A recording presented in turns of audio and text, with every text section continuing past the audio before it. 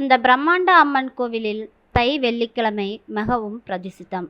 பலவிதமான வழிபாடுகளால் ஆலயமே நிரம்பியிருக்கும்.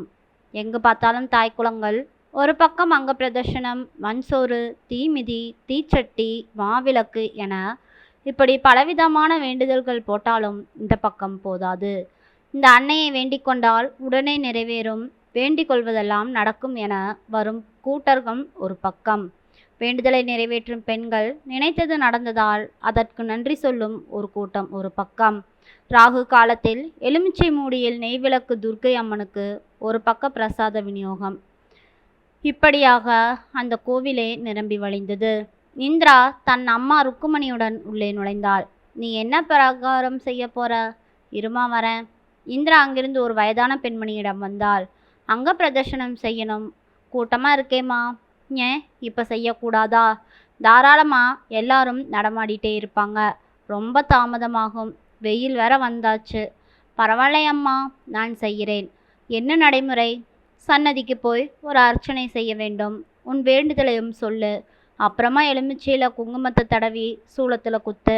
நேரா போய் கொஞ்சம் மஞ்சளை பூசிட்டு நீ குளிச்சுட்டு ஈரத்தோட கொடிமரத்துக்கு வந்து வணங்கிட்டு ஆரம்பிச்சிடலாம். கூட யாராவது வந்திருக்காங்களா?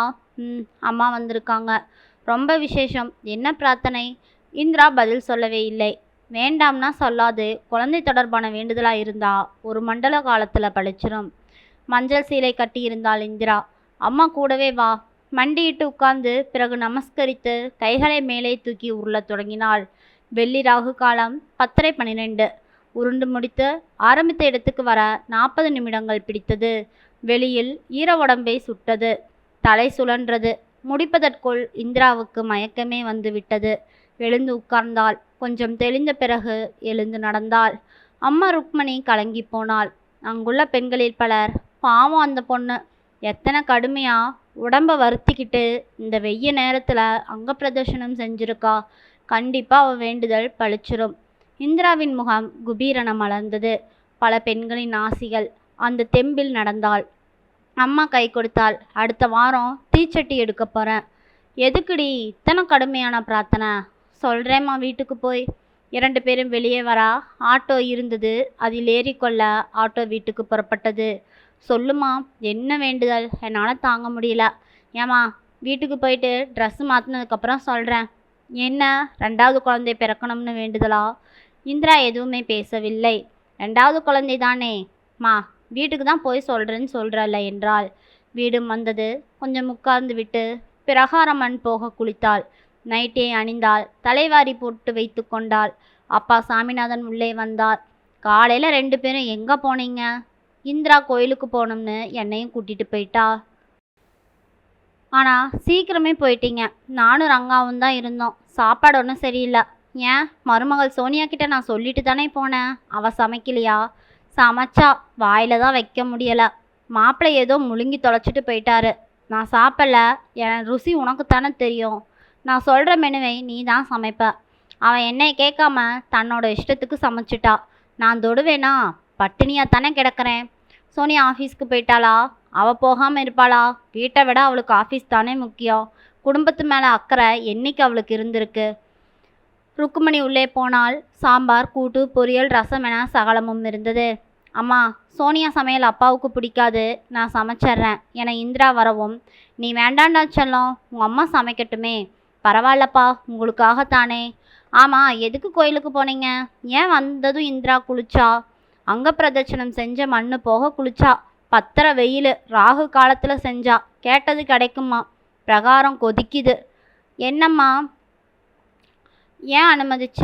நான் எங்கெங்க சொன்னேன்? அவள் எதுவுமே கேட்கல. ஏமா இந்திரா, இத்தனை கடுமையான வேண்டுதல் உனக்கு வேணுமா? அப்பாவின் குரல் உருகவும் இந்திரா மௌனம் சாதிக்க, நான் கேட்டதுக்கும் இதுவரைக்கும் அவன் எதுவுமே சொல்லலைங்க. அடுத்த வாரம் தீச்சட்டி ஏதோ எடுக்க போகிறாளாமா. நிச்சயமாக 2வது குழந்தைக்காத்தான் இருக்கும். அனிருத் பிறந்து 6 வருஷம் ஆயிடுச்சுல்ல. இந்திரா, 2வது குழந்தைக்கு இத்தனை கடுமையான வேண்டுதலை யாரும் செஞ்சதா நான் கேள்விப்பட்டதே இல்லைம்மா. நீ ஏம்மா? அப்பா, நான் சொல்கிறத நீங்களும் அப்பாவும் புரிஞ்சுப்பீங்கன்னு நினைக்கிறேன். இதை சொல்லும் நேரம் மருமகள் சோனியா ஆஃபீஸ் ஃபைலை ஏதோ மறந்து விட்டு போக அதை எடுக்க வீட்டுக்குள் நுழைந்தாள். கரெக்டாக அவள் சொன்னாள். சொல்லுமா, எனக்கு 2வது குழந்தை பிறக்குதோ இல்லையோ அது முக்கியமே இல்லை. ஆனால் சோனியாவுக்கு முதல் குழந்தையே பிறக்கக்கூடாது, அவ தாயாகவே கூடாதுன்னு தான் இந்த வேண்டுதல்கள். இந்திராவின் குரலில் அப்படி ஒரு வெறி இருந்தது. இதை அவள் சொல்வது ஒரு மாதிரி கூச்சலாக வெளிப்பட்டது. குழந்தை தொடர்பா என்ன வேண்டிக்கிட்டாலும் அந்த அம்மன் தருவாளாமே. என் தம்பிக்கு வாரிசு வரக்கூடாது, அதுக்கு தான் இப்படி ஒரு வேண்டுதல். ருக்குமணி ஆடிப்போய் எழுந்து வந்தாள். ஓங்கி ஒரு அறை விட்டாள். பாவி, என்னடி பேசுற நீ? நான் பெத்த பொண்ணு தானே நீயே. நீயும் ஒரு பையனை பெற்றிருக்க. தாய்மை எத்தனை உன்னதமான பதவி. அது உன் தம்பி மனைவிக்கு வாய்க்கக்கூடாதுன்னு வேண்டிக்கிற நீ ஒரு எல்லாம் பொன்னாடி. தாய்னு சொல்லிக்கவே உனக்கு அசிங்கமா இல்லையா என்றாள். வாசலில் அதிர்ச்சியுடன் நின்ற சோனியா அப்படியே கதவின் மேல் சாய்ந்து விட்டாள். சாமிநாதன் மனைவியை வேகமாக நெருங்கினான். உன்னை நான் அடிச்சதில்ல, ஆனால் நான் இப்போ அடிக்கணுமா? இவ என் அம்மா, நம்ம குடும்பத்தோட கொலை விளக்கு இந்திரா. அவளை கை நீட்டி அடிக்கிறக்கு உனக்கு துணிச்சல் வந்துருச்சா என்று அதட்டினார். தப்பில்லைங்க, இது எப்பேற்பட்ட வேண்டுதல்? நம்ம புள்ள சுனிலுக்கு குழந்தை பிறந்தா அது இந்த வம்சம், நம்ம குலத்தோட வாரிசு. இவளை கட்டி கொடுத்தாச்சு, இவ நமக்கு சாசுவமதுமில்லை. நம்ம வாரிசு வரக்கூடாதுன்னு வேண்டிக்கிற ஒரு மகளை எப்படி நான் சகிச்சுக்க முடியும்? சொல்லுங்க, பதில சொல்லுங்க என்றார் ருக்மணி. இதுதாம்மா நான் வேண்டிக்கு இதுதாம்மா காரணம். உனக்கு வம்சம் வேணும்னு ஆசை தொடங்கிருச்சு. என்னால் அதை தாங்கிக்க முடியல. அப்படி ஒரு நல்ல விஷயம் நடந்தா என் குழந்தை அனிருத் 2வது இடத்துக்கு தள்ளப்படுவான். எப்பவுமே இந்த குடும்பத்தில் நான் தான் முதல்ல இருக்கணும். என்னை மிஞ்சி யாரும் இந்த குடும்பத்தில் வரக்கூடாது. இன்னைக்கு வரைக்கும் வரல, இப்போ வரைக்கும் வரல, இனிமேலும் வரக்கூடாதுன்னு தான் நடத்தியிருக்கேன். நீ இப்படி பேசுறது சரியாடி? ருக்கு, நீ எதுவும் பேசாத. என்னம்மா இந்திரா, ஏம்மா இப்படியெல்லாம் பேசுகிற? சோனியாவுக்கு குழந்தை பிறக்கக்கூடாதுன்னெல்லாம் நீ வேண்டவே கூடாதுமா, அது ரொம்ப தப்புமா என்றார் அப்பா. அப்பா, நான் உங்களை நம்புகிறேன், ஆனால் அம்மா வாயிலிருந்து இந்த வார்த்தைகள் வரலை. சொல்லித் தொலையேண்டி. வேண்டாம்ப்பா, கட்டாயத்தின் பேரில் எதுவும் மனசுலேருந்து வரணும், வர வேண்டாம். அம்மா ருக்மணி பதில் எதுவும் பேசவில்லை. அம்மா மனசில் என் குழந்தை 2வது இடம்தான், புரியுதாப்பா? என்ன ருக்மணி, எதுக்காக அவளை பதட்டப்பட வைக்கிற? சொல்லிட்டேன். அப்பா, நிர்பந்தப்படுத்தாதீங்க. இந்திரா, எனக்கு எந்த குழந்தையும் பாரபட்சம் இல்லை. உன் குழந்தையும் சரி, சுனிலுடைய குழந்தையும் சரி, எனக்கு எப்பவுமே ஒன்றுதான். இல்லைம்மா, அப்படியெல்லாம் இருக்கக்கூடாது. என் குழந்தை தான் முதல் இடத்துல இருக்கணும். சரிடி, அவளுக்கு பிறக்கக்கூடாதுன்னு நீ அங்க பிரதர்ஷனம் செஞ்சது முறைகேடு. தப்பான வேண்டுதலை தெய்வம் திருப்பி அடிக்கும், உனக்கே அது பாதிப்பும். அதுக்காக மன்னிப்பு கேட்டு சோனியாவும் தாயாகணும்னு நீ வேண்டிக்கோ. செஞ்ச பாவத்துக்கு உடனே பரிகாரத்தை தேடு. இல்லை இல்லை, சோனியாவுக்கு குழந்தை பிறக்கவே கூடாது. இந்த வீட்டில் நான் தான் வசதி என இந்திரா அலற ஆரம்பித்து விட்டாள். ருக்மணி, அவ சுபாவம் உனக்கு தெரியும் இல்லையா? ஏங்க, அதுக்காக நல்ல குடும்பத்தில் வாழற ஒருத்தி தப்பான வேண்டுதலோட நின்னா அதை எப்படிங்க ஆதரிக்க முடியும்? நீ என் அம்மா, 30 வயசு வரைக்கும் கூட இருக்கேனா? அவன் இங்கே வாழ வந்து 3 வருஷம்தான் ஆகுது. யார் உசத்தி, நானா சோனியாவா? சொல்லு. அப்பா ஓடி வந்து அவள் கைகளை பிடித்தார். நீதாம்மா, உங்கள் அம்மா ஏதோ உளருவா, நான் அவகிட்ட பேசிக்கிறேன், நீ உள்ளவா இந்திரா. நிதானமாக உங்கள் அம்மா உளருவா என்று அவர் பதட்டப்பட்டார். அடுத்தடுத்த வேண்டுதல்கள் நிறைவேறும். அத்தனையும் சோனியாவுக்கு பிள்ளை பிறக்கக்கூடாதுங்கிற வேண்டுதல் தான். விடவே மாட்டேன் நான். அப்பா அவளை இழுத்து கொண்டு உள்ளே போக அம்மா ருக்மணி அப்படியே தளர்ந்து சோபாவில் சாய சோனியா உள்ளே நுழைந்தாள். ருக்மணி அதிர்ச்சி அடைந்தாள். நீ எப்போ சோனியா வந்த? அக்கா எனக்காக வேண்டுதல் முடிச்சுட்டு வந்தப்பவே நானும் வந்துட்டேன் அத்தை. ருக்மணிக்கு மிக அவமானமாக இருந்தது. ஃபைலை எடுக்க வந்தேன். வாழ்க்கையில் ஃபெயில் ஆனவளுக்கு ஃபைல் ஒரு தேவையா என்று ஆய்விட்டது. தன் அறைக்குள் வந்தாள். ஃபைலை எடுத்தாள். ஒரு நொடி அப்படியே உட்கார்ந்தாள். ருக்மணி உள்ளே நுழைந்தாள். வாய்விட்டு கேட்காவிட்டாலும் அந்த கண்கள் என்னை மன்னிச்சிடு சோனியா என்றது. சோனியா எதுவும் பேசாமல் ஃபைலுடன் வெளியே வந்தாள். கதவை திறந்த சாமிநாதன். அவருக்கு அதிர்ச்சி. சாமிநாதன் அவசரமாக உள்ளே வந்தார். என்னடி, இந்திரா பேசினதா மருமகள் எதுவும் கேட்டுட்டாளோ என்று பதட்டமடைந்தார்.